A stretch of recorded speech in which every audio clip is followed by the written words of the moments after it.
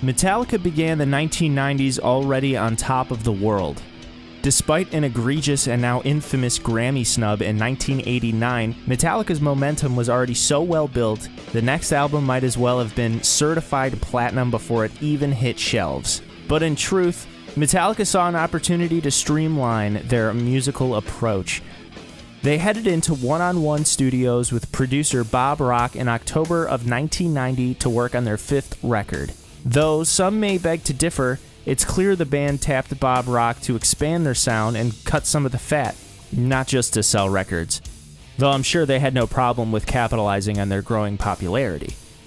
After all, the band were first made aware of Rock from his work on Motley Crue's hit record Dr. Feelgood, a band whose spirit signified everything they hated about rock in the 80s. The problem with Hetfield and Ulrich, Metallica's creative judge, jury, and executioners, is that the two were either unwilling or unable to take creative direction from anyone else. This kind of domineering grip on the writing and recording process had already proved to have damaging effects. Their previous effort, And Justice for All, was an intricate thrash metal album bordering on progressive. It was razor sharp in its bold-faced musical attack, but terribly boxed in from an arrangement and production standpoint. Of course, with Hetfield and Ulrich having final say on the mix, the efforts and contributions of then new bassist Jason Newsted were entirely inaudible. In addition, while touring in support of Justice, Metallica had noticed the crowd's dull reaction to some of their more winding and bloated cuts. Even a song like The Frayed Ends of Sanity wouldn't be played in its entirety until 2014, and that was due to a fan-voted setlist. Nevertheless, Metallica became aware of And Justice for All's fatal flaws and saw the opportunity to allow the creative input of an outside voice in producer Bob Rock.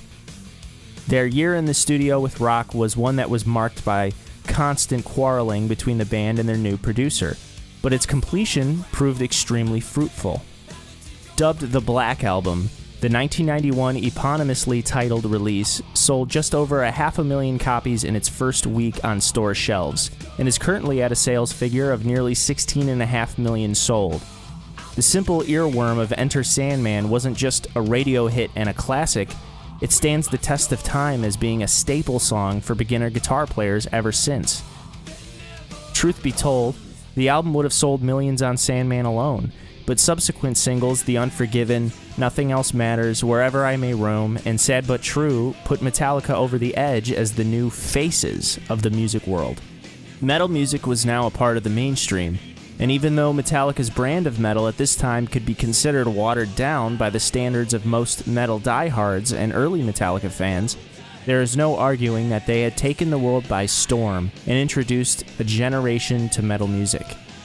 The band were riding high and raking in tons of cash from their live shows, even performing for what is estimated to be over 1 million attendees in Moscow, Russia for the 1991 Monsters of Rock Festival.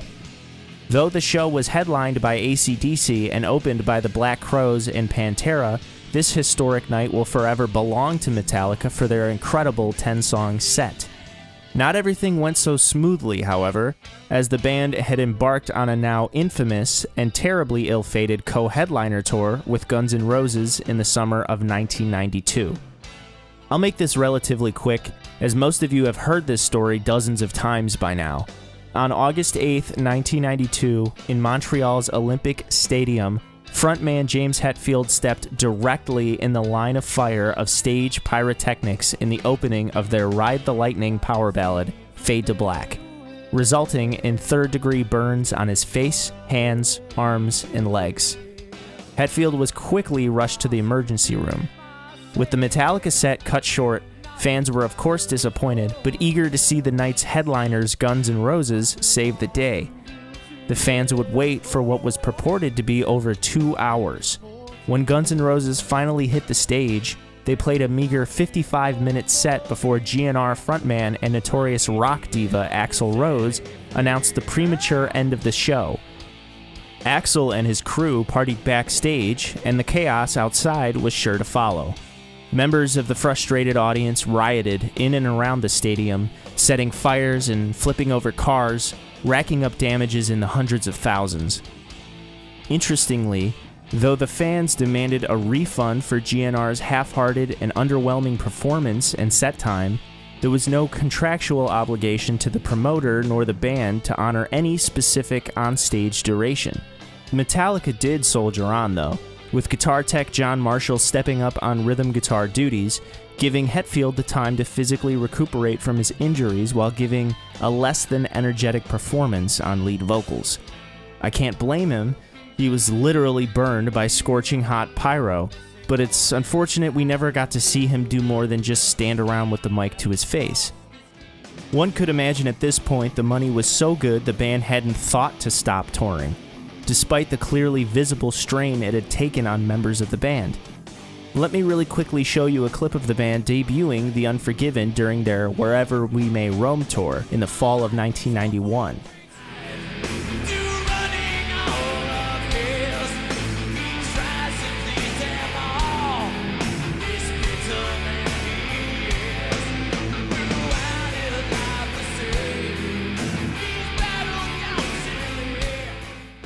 Now here's the band near the end of their Nowhere Else to Roam tour in the summer of 1993.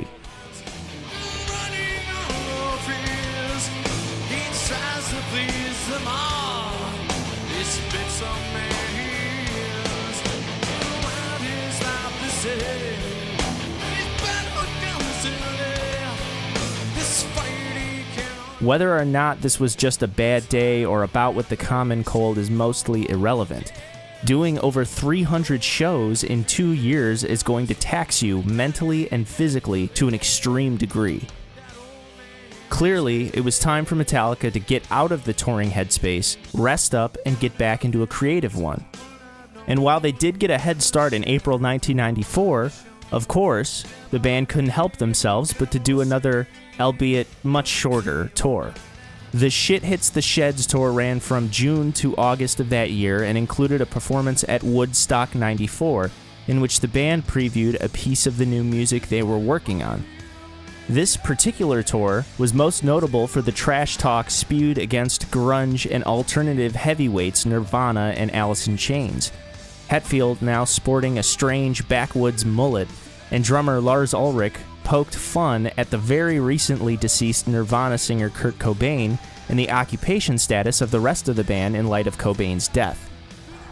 What color was Kurt Cobain's eyes? Blue! One blue this way, one blue that way. Check this one out.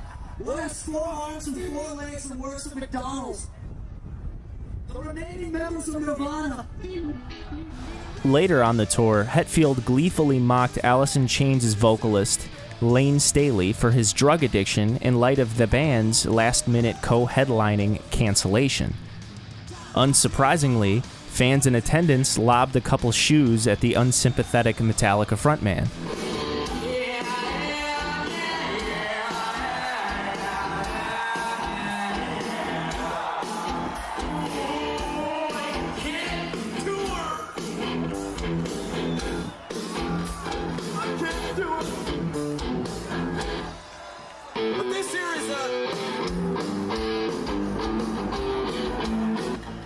Why did you throw that at me? I have a question. Why did you throw that at me? I thought you guys want to throw shit? We'll walk off the stage, you can throw all the shit you want. We're here to play some music, not to fucking look out for crap like this, man. Once the tour was done and dusted, Hetfield and Ulrich reconvened as they so often did to continue writing the Black Album's fiercely demanded follow-up. By early 1995, Hetfield and Ulrich had cooked up 13 new demo tracks, but the massive buildup of song and riff ideas that had been recorded in the 4 years since the release of the Black Album gave the two all the more reason to keep digging through riff tapes to turn into fully fleshed songs. This writing and demoing process took place in Ulrich's home studio dubbed The Dungeon in Marin County, California. By the end of this massive undertaking, they came out with 30 songs that were mostly mapped out and ready to take into the studio. Where Metallica's mindset for the Black Album was to create a more succinct, sonically powerful collection of tracks with a strong focus on groove and rhythm, their next album was going to take that idea even further, with the intent on creating something much more organic and much less rigid than anything previously released by the band, and the timing was right in their mind to do so. You can call this selling out if you'd like, but heavy metal had begun to gradually fall out of favor with music listeners in light of the smashing success of alternative artists like Nirvana, Pearl Jam, and the Smashing Pumpkins. And whether it be a stroke of great timing or an intentional play for relevance, it would appear Metallica had no intention on reiterating any formula they had set on previous records. Hetfield had tapped in heavily to his bluesy, country roots, taking inspiration from the likes of Waylon Jennings and ZZ Top, while at times funneling it through the edge and grit of southern-flavored stoner rock gods' Corrosion of Conformity. Lars at this time was hooked on Manchester Britpoppers Oasis and sought to bring some of those influences to the table in subtler ways to help balance some of the more heavy-handedness of the new record's hard rock, biker bar stylings. Interestingly, while all of this creativity was bubbling under the surface, so too was conflict with their label of the previous 10 years, Elektra Records. By this point, Metallica had an incredible amount of sway in the recording industry, with Grammys won and millions upon millions of units sold, and thus felt it was time to restructure their record deal in a big way. This new proposal would waive personal advances from the label in favor of a profit-sharing agreement, making the band officially partners with the record label, as opposed to the traditional structure in which bands are contracted to the label. In this agreement, Metallica would make much more in terms of royalties and have much more power over creative and business matters than they ever had before. While the early outlook was bright for the band, these talks would be abruptly derailed after Elektra was taken over by Warner Music Group, resulting in the ousting of powerful ally of Metallica and longtime Elektra chairman Robert Krasnow. In late September of 1994, Metallica's lawyer filed suit against Elektra, citing a California law that was primarily used to free actors signed to stringent long-term deals with film studios. This statute allowed entertainers the freedom to be released from their contracts after 7 years. While the statute had been used as a threat by artists against their label, it had never before been taken to court in this way for the music industry. This groundbreaking case turned many ahead in the music world, as there was obvious potential that this case could set a precedent for any artist signed to a recording contract for over 7 years. Luckily for Warner and the industry at large, Lars, Metallica's management in Peter Mensch and Cliff Bernstein, and Warner Music president Doug Morris were able to come to a joint agreement. Ultimately, while all of the details of this agreement are to this day not completely disclosed, Metallica did get what they want in a significantly higher royalty rate and control over their master recordings, and matters were officially declared resolved on January 6, 1995. With the hell of record labels and lawyers in the rear view, Metallica would finally head into the studio with enough songs to fill an entire live show's duration to record their follow-up to the Black Album. Instead of returning to North Hollywood's one-on-one studios, the band opted to spend their recording time at the plant in the San Fran-adjacent Sausalito, California. Metallica also reached out for Bob Rock to return and produce the new record, to which he accepted, despite the band and producers' experience recording the Black Album, which could certainly be described as rife with conflict. It would seem that in hindsight, Metallica had realized a strong sense of respect for Rock as a producer who pushed the band to serve the songs as opposed to serving any one bandmate's sense of pride or ego. Rock's approach to recording on this new outing was far more open-ended and relaxed than the typically fastidious band had ever experienced. Instead of tightly scheduled and rigorous recording sessions, members of the band were encouraged to jam and rehearse together to create a spontaneous, loose, and organic feel to the songs. When Rock felt the band had gotten warmed up and comfortable, he would hit record. This is a process that is somewhat foreign to most hard rock or heavy metal musicians in the studio, whereas in most cases you warm up a bit, then work your ass off to get the right take in as little time as possible.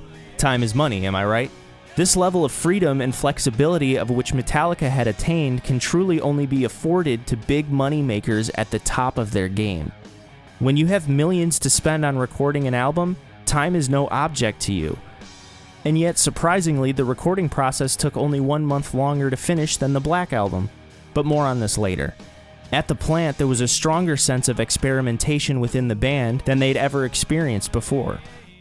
This collection of material would be the first to be recorded strictly in E-flat tuning, which is a half step down from Metallica's usual E-standard tuning.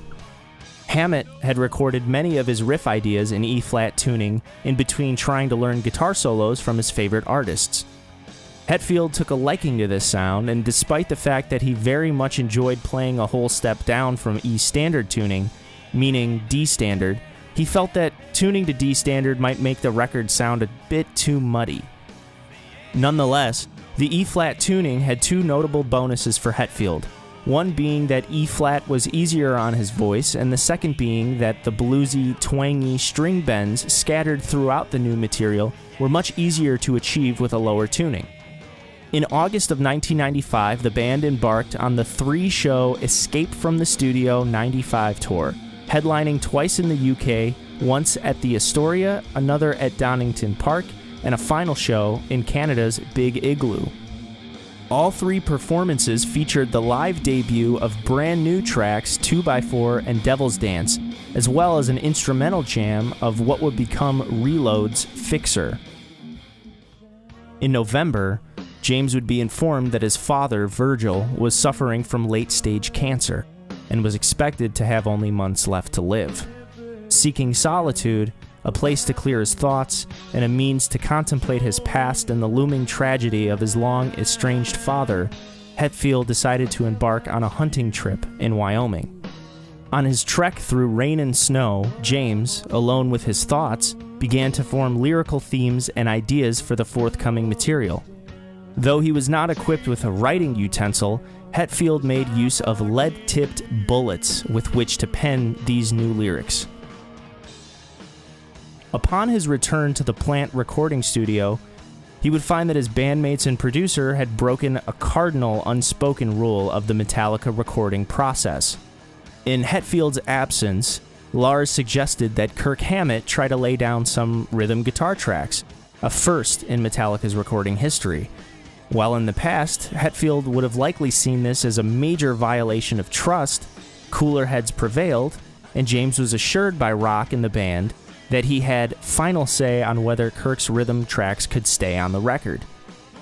At first, Hetfield was not happy with what Hammett's rhythm tracks added to the album. After all, James was used to heading into the studio, recording upwards of 6 rhythm tracks all alone, and making them tight as possible. On the new material, he knew he wanted a looser, denser sound than what featured on the Black Album, but was unsure how to record rhythm tracks that felt distinctly different from one another. With time, and subsequent listens, James eventually found Kirk's addition to the rhythm guitars to be what was needed to form the beefier, dirtier guitar sound that he sought. Metallica was creatively thriving at the plant, but it began to seem as if the openness with which they explored their new compositions had begun to take a toll on their productivity. After all, managing the recording, mixing, and mastering of 27 songs is truly no easy feat, and every second that they spent working on one track meant that there were 26 others that were not receiving the proper attention. Clearly, the band had to come to grips with the fact that the workload they so eagerly embraced was a tad too daunting. With many songs only nearing completion, the original idea of a double album had to be scrapped, so that the quartet could focus their efforts on fleshing out material that they felt they could complete in a timely fashion. This, too, posed a songwriting dilemma in of itself. Metallica were not the type of band to scrap or shelve any written material. In fact, to this point in time, there was not one fully written song of theirs that did not make it on an official Metallica release. Unfortunately, this rigid mentality meant the band would force their way through songs that might have been better served as B-sides or bonus tracks. James makes mention of this years later during the making of 2003's Sane Anger, and it seems pretty telling. When I hear Lars talk about we can whip anything into decent shape. I agree, and we did that on Load and Reload. Yeah. And this is us trying to choose before we take it to those extremes, you know? Exactly. Elektra Records had set the deadline for the mastering of the new album on May 1st, 1996, a full year apart from their first sessions for the record, and the official release date was now set for June 4th. The final recording and mixing sessions would now take place at Right Track Recording and Quad Recording in New York City. On March 9th, 1996, the rock magazine Kerrang! Released their 587th issue with an exclusive look at the new album. For one, Kerrang! Got straight to the point. Metallica's new release was a clear departure from the already more toned-down stylings of the Black Album. Beyond that, Kerrang! Published the very first photos of Metallica's new look.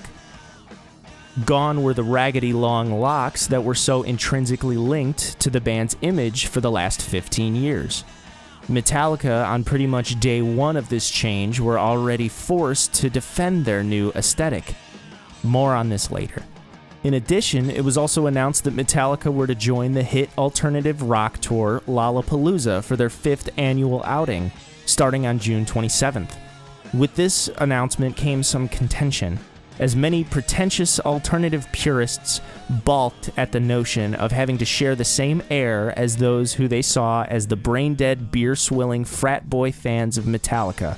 That being said, Lollapalooza, founded by Perry Farrell of alternative rock giants Jane's Addiction, did have a reputation for giving their main stage to artists a little bit more off the beaten path than a corporate institution like Metallica.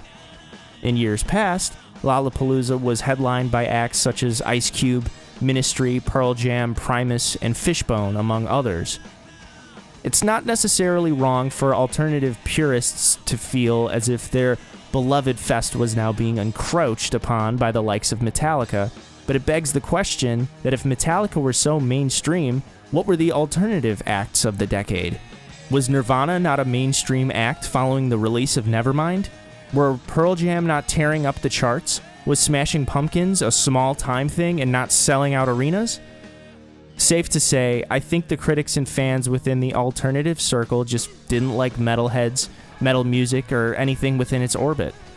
But in 1996, a full 2 years after the death of Kurt Cobain, grunge and alternative were beginning to lose momentum. Surely, if Lollapalooza was intent on being a mainstay music festival, it was going to have to change with the times and draw a wider audience. Metallica's 6th studio album, titled Load, was released on June 4th, 1996, and was an instant commercial hit, selling 680,000 copies in its first week. It also stands as Metallica's longest release up to that point, at 78 minutes and 59 seconds. Load's final track, The Outlaw Torn, had to be cut down by nearly a minute in length. As the album was so long, it originally exceeded the maximum runtime for compact discs. At the time, CDs over 78 minutes and 59 seconds ran the risk of skipping. While the music itself was already a strong departure from what came before it, stirring up the doubts of longtime listeners, much, nay, most of the discussion was centered on Metallica's image, even within the band. The release of Load marked the first time that Metallica publicly disagreed on the direction of the band. While James at the time found the shift in musical direction to be neatly organic for a more matured heavy metal band, Ulrich was quick to dismiss the label of heavy metal, yet cautious to accept the label of alternative.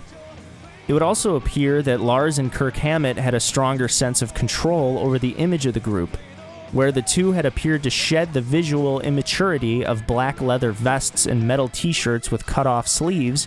It came off to fans as an appeal to wealth and Hollywood status, rich guys that forgot where they came from.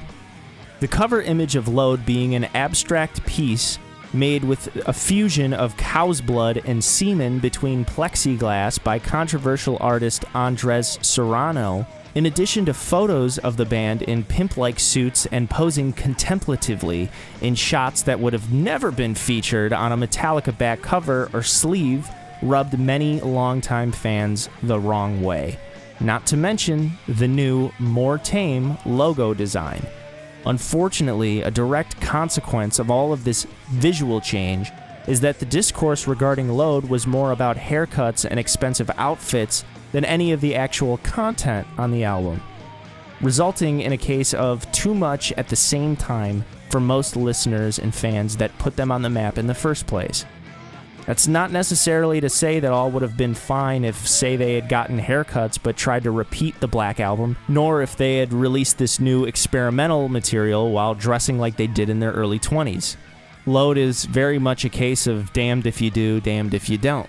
Hetfield, while defensive at first of the new material on the album, was not fond of Hammett and Ulrich's focus on image, and began to accept that the band's new look had just as much, if not more, to do with alienating their fanbase than the southern rock and country-flavored approach to the new records.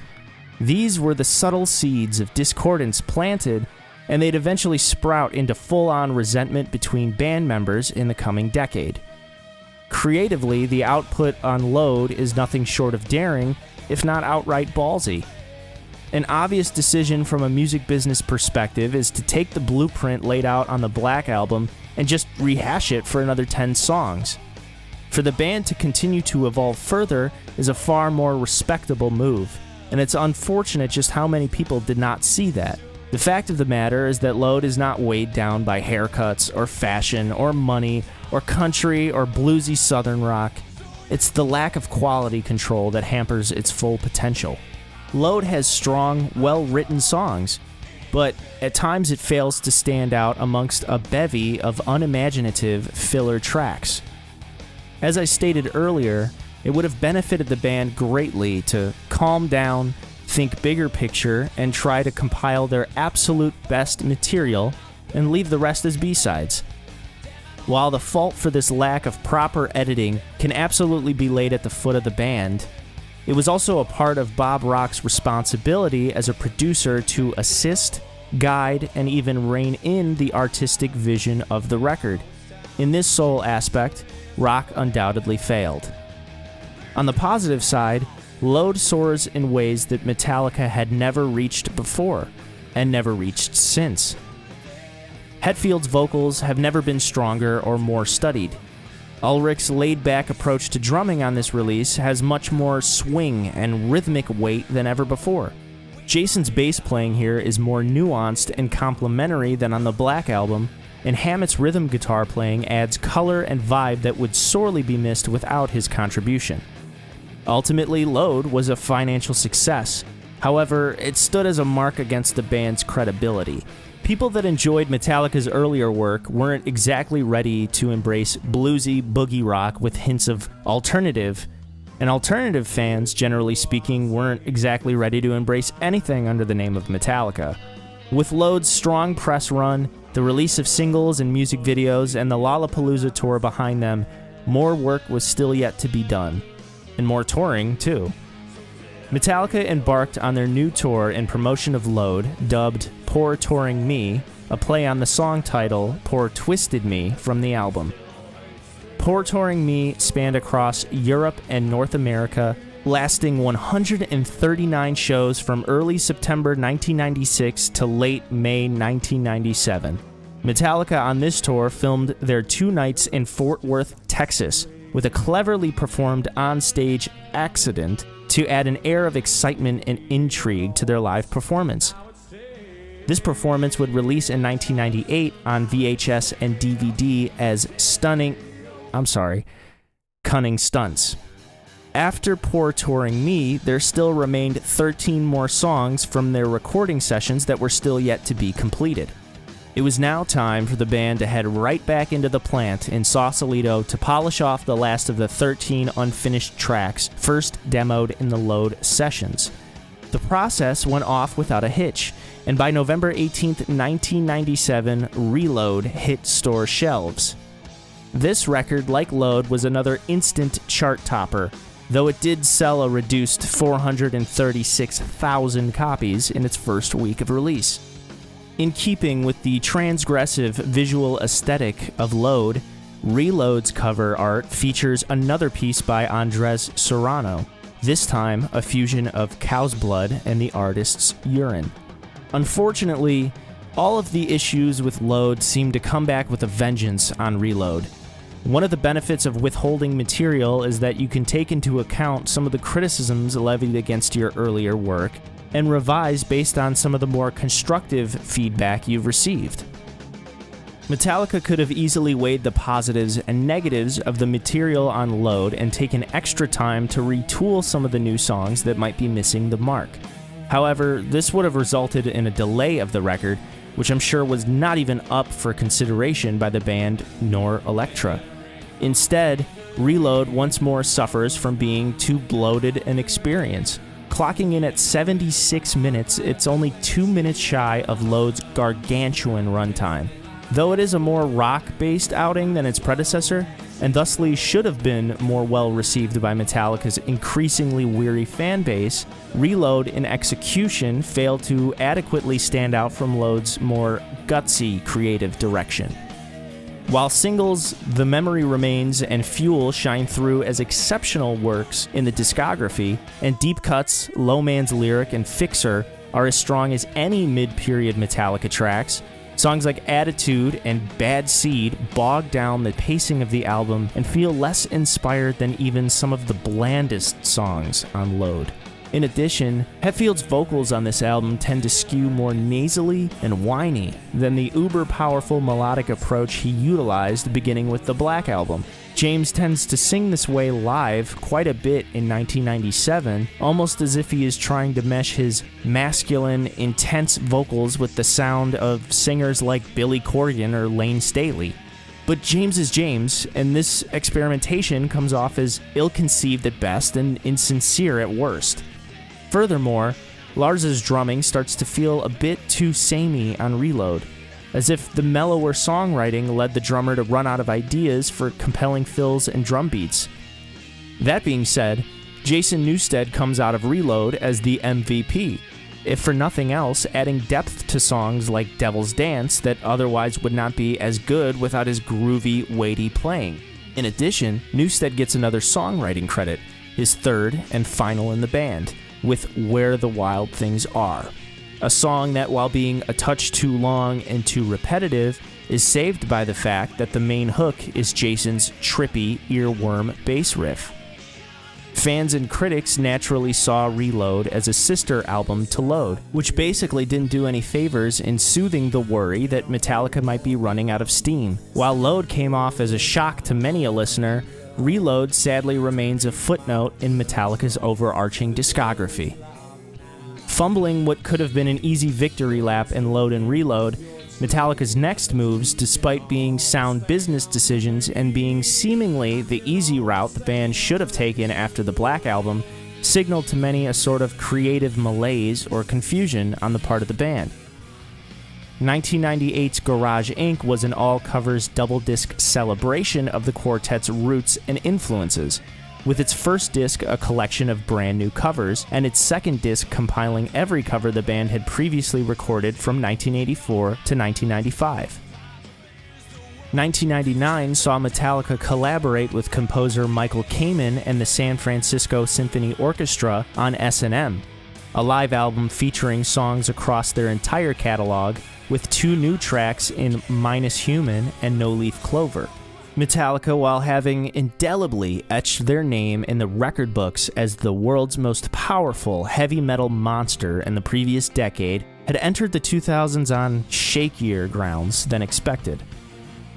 The previously mentioned albums all did well, but the fan base was beginning to grow increasingly worried that Metallica's last few outings were the result of an overly indulgent band with too much money and too much time on their hands. If everything a band does is an instant hit, how do they grow? If the mid-90s saw Metallica branch out into bluesy radio-friendly rock, where would they, a former thrash metal band now heading into middle age, find their creative spark? What no one had expected in the turn of the millennium, least of all Metallica, is that the trials and tribulations that lay ahead for the band would test their ability to remain unified and dedicated to their legacy and life's work more than ever before.